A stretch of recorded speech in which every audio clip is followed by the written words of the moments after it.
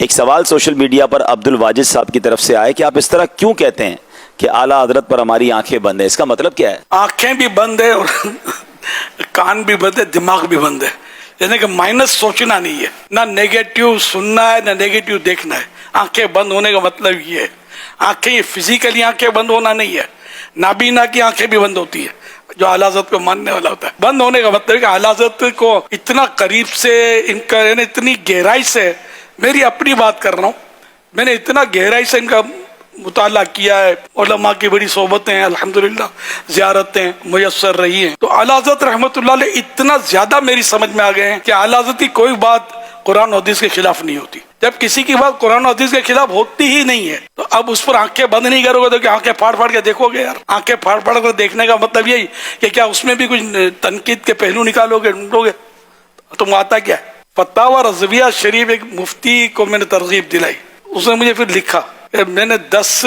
جلدیں بالاستیاب پڑھی، اتنی تعریف کی، اس نے کہا کہ اعلیٰ حضرت کا کلام، اعلیٰ حضرت کے فتاوی سمجھنے کے لیے تو کئی فنون اور سیکھنے پڑیں گے مجھے، تو پھر جا کر پلے پڑیں گے یہ اعلیٰ حضرت ہے۔ تو اب خالی لوگ بولتے ہیں اعلیٰ حضرت شاعر تھے، تو اعلیٰ حضرت شاعر رسول ضرور ہے، لیکن یہ کہ عالم بھی تو ہے نا، مفتی بھی تو ہے نا، ولی بھی تو ہیں، عاشق رسول بھی تو ہیں، اور بہت ساری خوبیاں حاصل ہیں جو ہر شاعر کو حاصل نہیں ہوتی۔ شاعری آپ کا ایک مطلب ذوق تھا تو کلام بھی لکھتے تھے، آپ خالی شاعر ہو گیا تو اس کا مطلب یہ عام شاعروں کی طرح جھومتے رہتے ہیں، ان کی طرح شاعر تھوڑی تھے۔ کروں مدح اہل دول رضا، پڑے اس بلا میں میری بلا، میں گدا ہوں اپنے کریم کا، میرا دین پارہ نا نہیں۔ نان پارا کا جو نواب تھا اس کی مدح سرائی میں، اس کی خوشامد میں شعراء نے کلام لکھے۔ اعلیٰ حضرت سے بھی کہا گیا کہ آپ بھی لکھو، کچھ کرم ہو جائے، انعام و اکرام ہو جائے گا،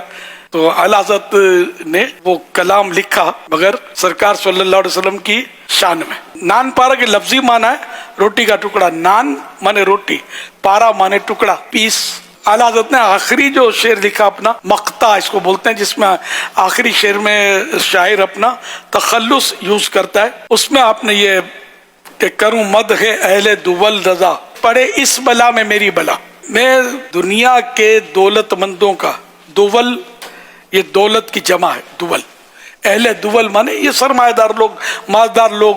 ارباب اقتدار، وہ سب کو لے لیا آپ نے، پڑے اس بلا میں میری بلا، یہ محاورہ بڑے میری بلا اس میں پڑے، میرا اس سے کوئی سروکار نہیں ہے، میں گدا ہوں اپنے کریم کا، میرا دین پارہ نا